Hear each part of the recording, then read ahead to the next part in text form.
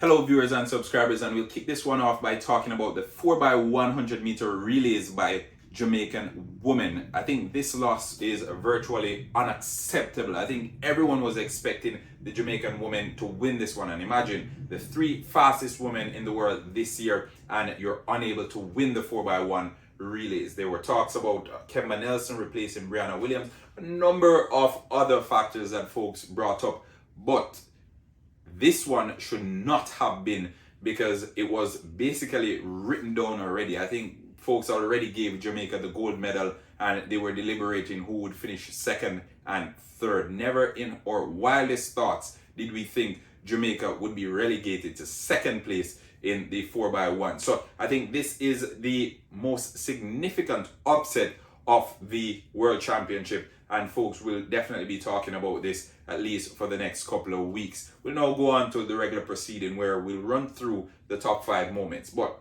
this one is in a category by itself, no doubt.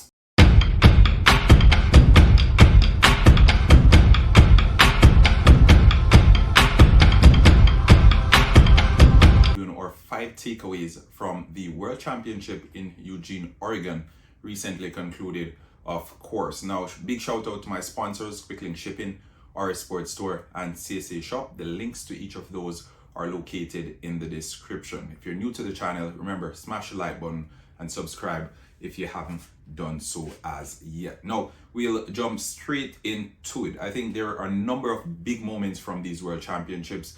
Got off to a bit of a rocky start for some of the athletes, but it definitely picked up.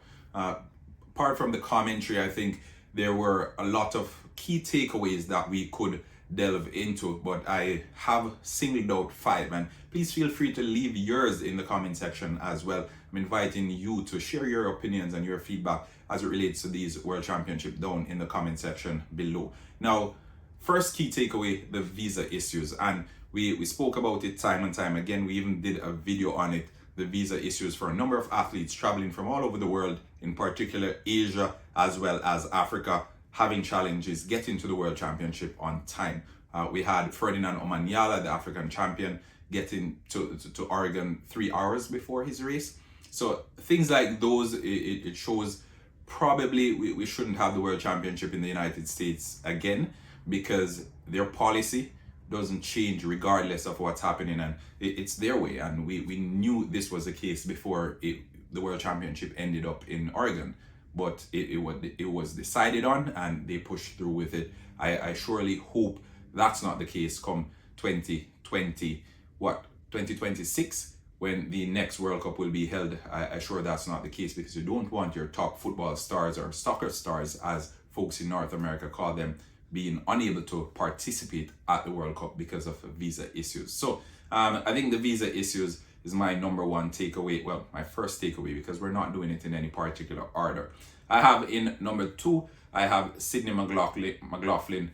I think she's an incredible athlete and an incredible person as well. She's so humble, she's so gracious, even in victory, she's gracious. And I think, considering she's been so exceptional on the track, breaking world record after world record after world record, it's still unfathomable that she's still so humble in all of this. So congratulations to Sydney McLaughlin. I think she is a big athlete for the future. We should keep an eye on her, because she will only get better, and it's widely touted that she's going to be running the 400 flat, which we saw in the 4x4, secured gold in that as well. So keep an eye out for Sydney McLaughlin. I think she is an incredible athlete, and she can easily be the face of track and field for the years to come. So Sydney McLaughlin in number 2 for me. I think the Jamaican males' great escape is my third. I think we came into these World Championships knowing that this probably wasn't the best batch of male sprinters or male athletes Jamaica has produced in recent years. We saw the first few days went by and the medal didn't seem as if it was coming anytime soon. Yohan Blake, disappointed, injury, 100 meter, a number of disappointments. Oblique Seville falling just short, and we know these things happen, because in whatever sport it is, it operates in cycles. Track and field, no different, right? No different. So you can't expect Jamaica, small nation, only just under 3 million people to constantly be producing the best sprinters year in, year out, being on top of the world straight through. As a matter of fact, before Usain Bolt, I can't think of one sprinter that we had that was actually dominating the sprints 100 and 200 meters. So I think the Jamaican male great escape, all courtesy of Christopher Taylor and the 4x4 team. I think Christopher Taylor had an immense final leg, and he ensured that the weight of the nation was carried, and he did an exceptional job. So congratulations to Christopher Taylor and the 4x4 team that secured silver medal in virtually the final event of the World Championship. So we'll consider that one the Jamaican males great escape, because Jamaican folks will call it, they missed it by the skin of their teeth. Them getting out of this World Championship with a single medal on the male side is highly unheard of, really. We've never heard of it before. We didn't even think about it, because going in we're thinking, okay, probably the males, probably Hansel Parchment, high favorite, the Olympic champion, he got injured, and then we started biting our nails and wondering where the next medal would come from. But it's good to see. Congratulations to the 4x4 team. I think number 4, I'll have to say the high jump between Bashim and Wu. I think folks, usually they don't talk about the field events because it's not one of the most eye-catching events, and usually in the field the excitement isn't as high, and at least that's my opinion. There are folks who are totally dedicated and they're invested in the field events, but 9 out of 10 times they're more invested in the track events. But Bashim and Wu, I think they pushed it all the way down to the wire, and in the end Bashim out of Qatar, he won, and he put on an immense show.